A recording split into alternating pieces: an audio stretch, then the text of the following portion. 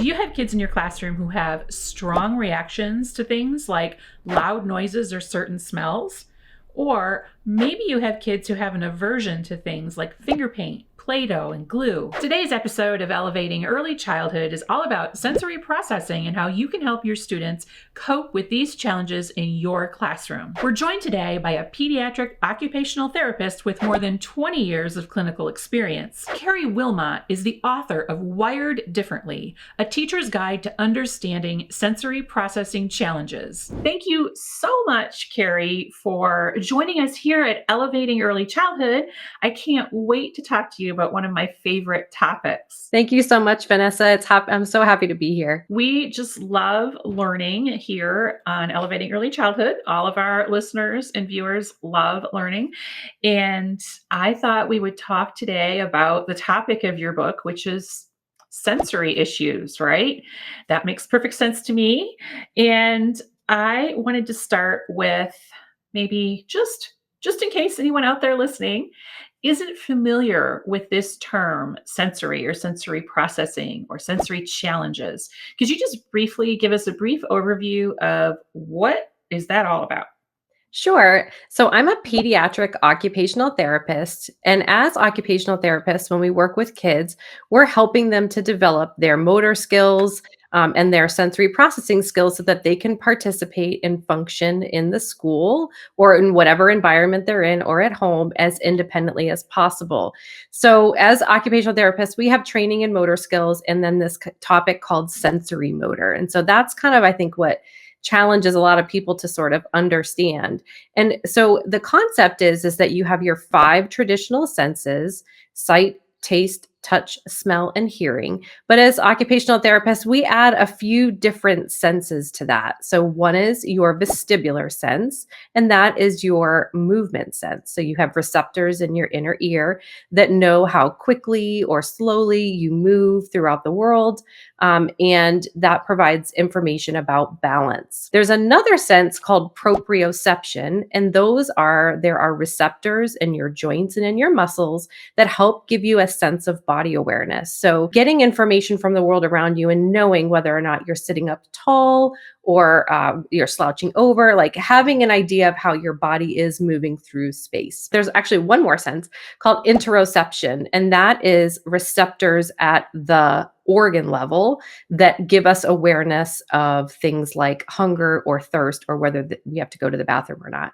So for kids that have sensory processing issues, then usually there's some system that's out of whack. You know, that if you picture there being a traffic cop in your brain and all this information from the world comes into your body through all these senses, and it has to make sense of all that information.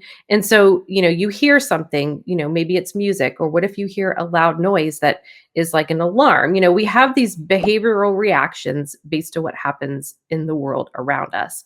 And for some kids, if some of those systems aren't functioning accurately, then we get overreactions, or we get, I like to say sometimes interesting behaviors, right? Things like, oh, they don't want to play with Play-Doh, or why are they running around the classroom when I'm trying to read a book at Circle? Or I heated up my lunch in the microwave and all of a sudden somebody's like, oh, it smells so bad in here. We look for those kinds of reactions in order to say, well, are there enough for us to think like, oh, this child is really having a hard time? Because there are enough of them or enough systems that are not working in succession, they will struggle oftentimes with being able to participate just like their peers do. Oh, that makes wonderful sense. And of course, I say this all the time. I wish I had known all of this stuff about sensory and sensory processing many, many years ago when I first started teaching. It would have been so helpful. But the good news is now they know so much about it. We know so much more about it. But why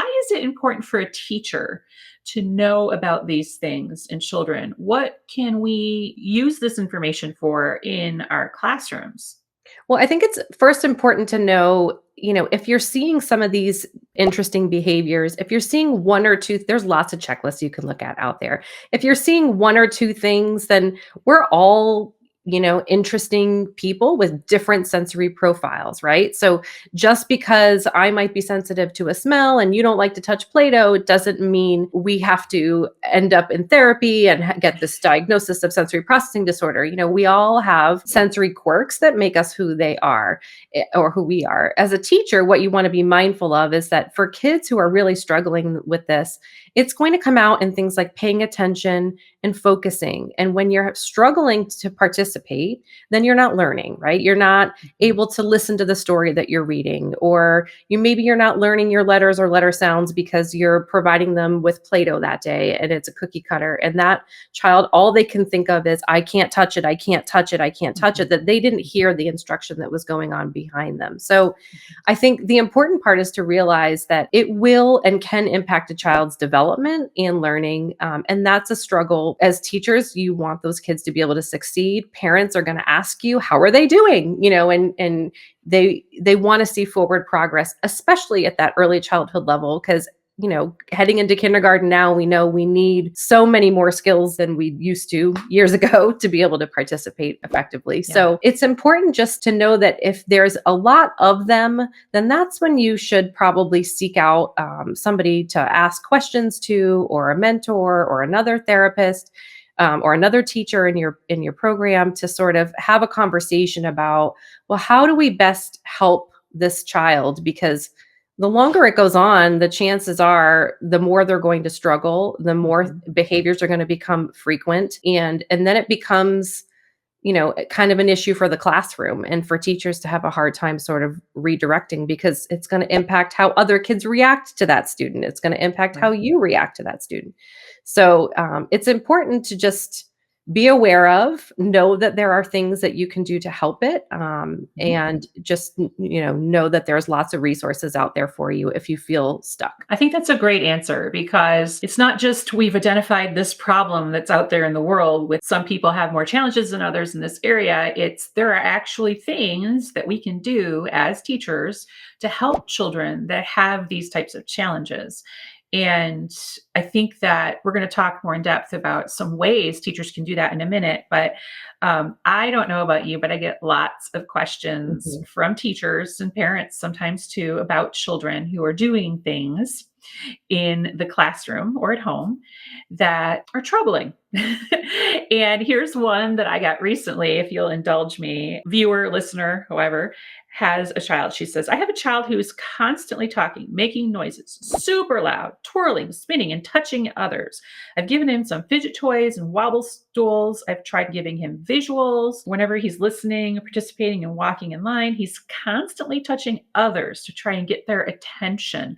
Even in centers, he flits from one to another so quickly it makes my head spin. I would love your professional opinion.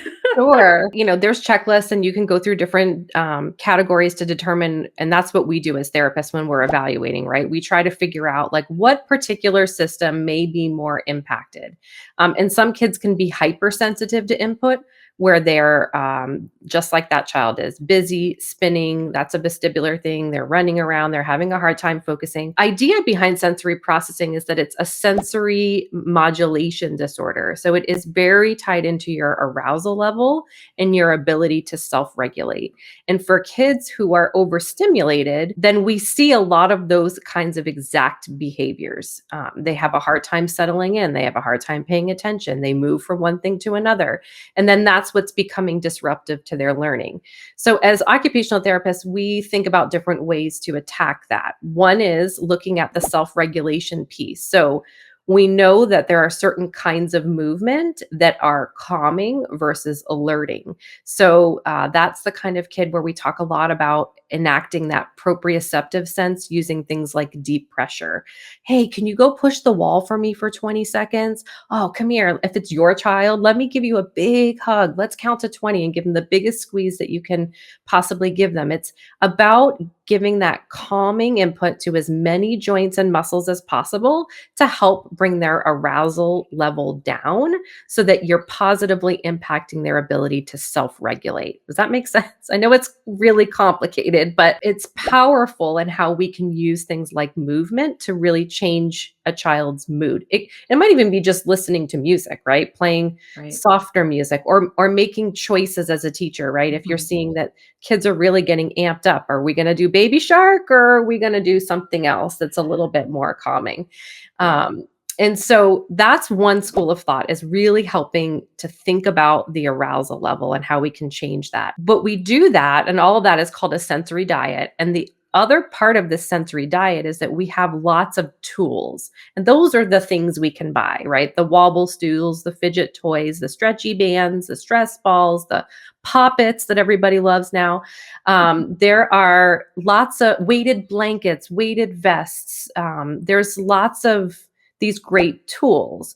But the tricky part is that I sometimes call these tools band-aids, right? So Mhm. we're giving them something to access in the moment to maybe redirect them, but it's not necessarily going to solve the problem long term. Right. So the idea is to go back to really looking at a sensory diet from that self-regulation perspective and empowering kids and teachers to learn about ways they can calm them down, or speed them up, depending, being really thoughtful of how we structure activities in the classroom, how we structure the environment in the classroom, and knowing that we have the power to increase or decrease a student's level of alertness for good or for bad. And sometimes we go too far, right? You don't realize really quickly how a classroom can get completely disorganized by everybody feeding off of everybody else and having a really good Mhm. time. So it's important to learn those strategies, basically having good crowd control so that you can figure out how to help the general population of kids in your class. Because when you add a sensory kid into that mix, it's going to change the dynamic of it. Yeah.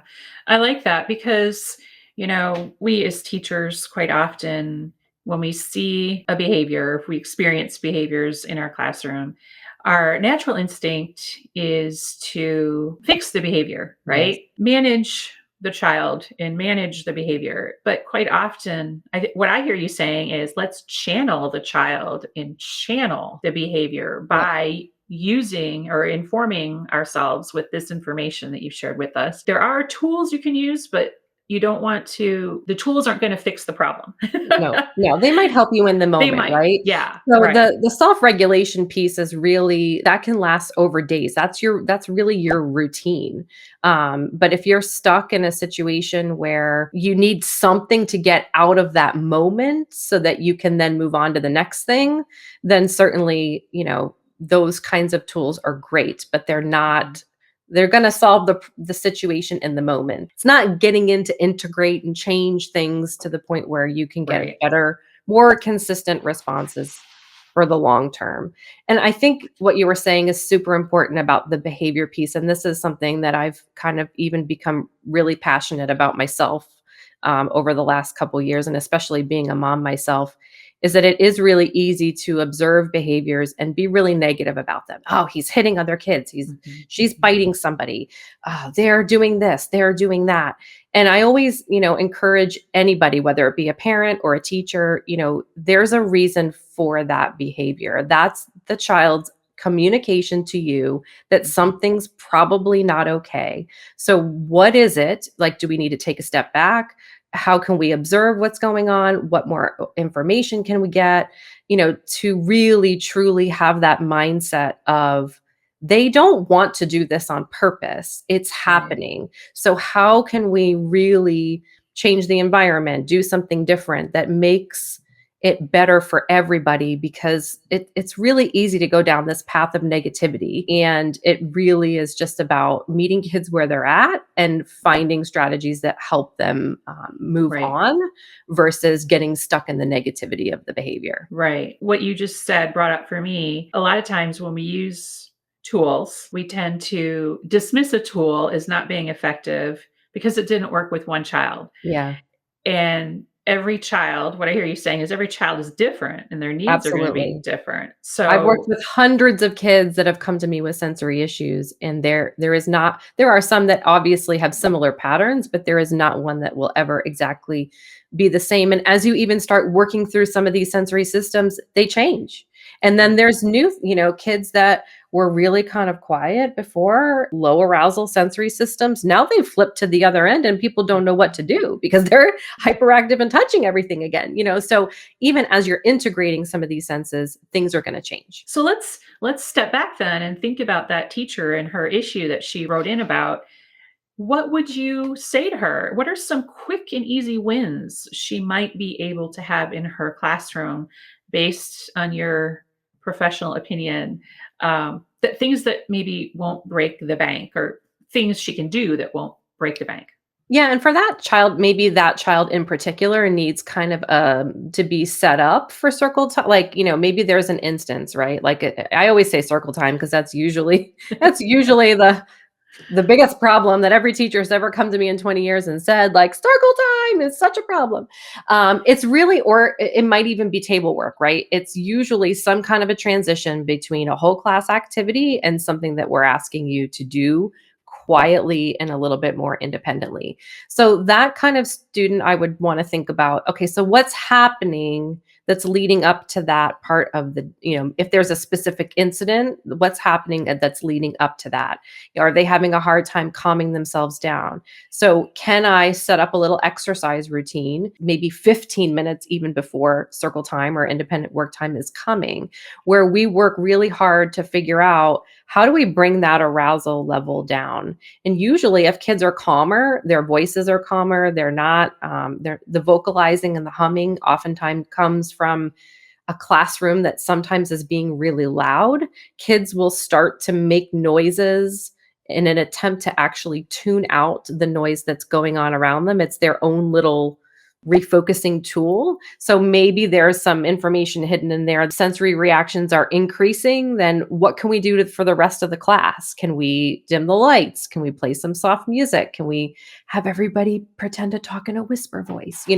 So sometimes it's just going back to your classroom management techniques to make sure that kids are a little bit more self-regulated. And then when they are, the wobble stool is not a bad idea, but maybe something a little bit more secure. Is there a cube chair? The wobble stool is great. It helps kids move around and stop from fidgeting. But if this child's overstimulated, you're just giving them more opportunity to continue to overstimulate themselves. So Right. maybe they need a beanbag chair or a cube chair, or to sit in somebody's lap versus always feeding that need to think that we need to give them something to want to move. Twirling, spinning, and constantly touching others. Yeah, the touching others is hard because usually kids are that's a child to me who's sensory seeking. They're Mhm. looking for movement and they're looking for touch. So a fidget toy is not out of the question there, but maybe one that's more like a squeezy toy where they can, like a squishy one where they can squeeze it over time, or maybe before they, again, like setting up part of that routine, maybe having a couple minutes to play with some kinetic sand or some putty or Play-Doh to really kind of help get that sensory need out in a way that's more focused so that when they transition to whatever is next, that need has been met. Right, absolutely. One of the things that you said that I want to focus in on a little bit is you've mentioned this a couple times, noticing when these types of things become an issue in your classroom. And Mhm. so, what I hear you saying is we need to be noticing when they're happening, maybe what happened before, maybe the spinning or the twirling started, right? Was there something that instigated this? Documenting, I think, is what I'm inferring here. What do you think? Documenting some of these things so that you can just know, so you can look for patterns, right? So you can Yeah, kind of and I think pinpoint. and there's documenting and then there's like really documenting. Like Right. this is like a quick note to like Yeah. yes, kids also that have sensory issues are very aware and they will see you writing and they will see you looking and then they will see you writing. And then they're going to wonder what it is that you're writing about. And so I think, yes, to do so, but to do so maybe discreetly. Right. But yes, and to do so in a way that is really just objective in looking at things like that you can comment on, routines, Mhm. peers that might be around them, times of day, Right. certain activities, really to get that objective information so that, yes, you can say like, oh, is there a pattern enough for me to say, well, maybe we need to, move this part of the day, or I need to do Right. this activity shorter, or maybe this child does this activity and this one does something totally different. So yes, to give yourself information, but be careful of like over Right. documenting to a point where you then say, okay, well, I'm going to go send that to that child's mom, or Right. whoever. And then all of a sudden it's like, ooh, there's a lot of information in there. What's going on? What do it's definitely helpful, but be mindful of the kind Right. of information you keep. Yeah, definitely jotting notes for your own purposes. I would never advocate sending them to the parent because then you've kind of opened the door to an accusatory conversation, which you don't want to have with the parent. Any parent interaction we have, we always want to start, with that sandwich method with the positive and then the I've Mm. noticed and then inviting them into the conversation. And I think just sending these things home would be a big wrong misstep in my opinion. Right. And I think, and we talk a lot about that in my book as well, because it's focused a lot on how teachers can convey that information and how to have that conversation with parents. Because most likely, it's not so uncommon that kids just make it to preschool and people are like, what? Well, I don't understand. This has never been a problem before. Like there's usually some things that parents know about their kids going into those situations, but that maybe are now exacerbated by the fact that they're in a classroom with 20 Right. other kids. Mhm. And now it's a little bit of a different ball game. But the most important piece is to, when you do talk to parents about it, and maybe you do share that objective information, but you want to have a plan. That's where I see a lot of it being hard for many parents is the school calls, we pick up the phone, we have a conversation. It's happened to me many times. And it's, well, Mrs. Wilmot, I'd like to tell you that I saw this happen. Do you have any ideas for that? And it's not because they know me as Mrs. Wilmot, the OT and the sensory person. Right. It's more about, I don't know, maybe they didn't know what to do in that situation. But guess what? Most parents aren't going to have that answer. So the Right. best thing that you can do in that situation, if you're going to have a conversation, is just say, looking at the routine, and maybe you don't know what the solution is, but that you're trying to find out more information so that you can come up with a reasonable Right. solution. And these maybe are the things that you're going to try and see if it works. And can you let me know how that might work for you at home? And let's collaborate on making this a better place for Right. everybody versus it being I don't know what to do. Can you fix it for me? Right. And Right. then then people start to get worried. Oh, they're going to kick me out. I don't, like what, I Right. really need them in school. And that was how I ended up writing the book, was because I spent many, many, many years trying to figure out why kids were failing Mhm. daycare and preschool because of some potential sensory behaviors. So, like I said before, if you don't know the answer, you probably won't. But knowing how to just be, able to communicate about finding those resources and working together is really all you need to have as a plan. Yeah, I love it. So I know because you've been a guest at the summit before, and you've done our book study. I know you as a person who has lots of ideas to share with us, and usually some things. Even I've seen your TV appearances as well. So tell us what kind of things that you may have to share with us today when it comes to helping teachers and students in the classroom with sensory issues. Yeah. So I think I kind of mentioned it before. Deep pressure is your friend. No matter what the situation is, whether it's a kid who's low arousal or overstimulated, research using things like animal walk, lying Mhm. on your back, putting your hands and feet in the air while you push down on their hands and feet. Those are all some really good exercises to sort of learn and put in your kind of teacher toolkit. When you don't know what to do, deep pressure is always your friend.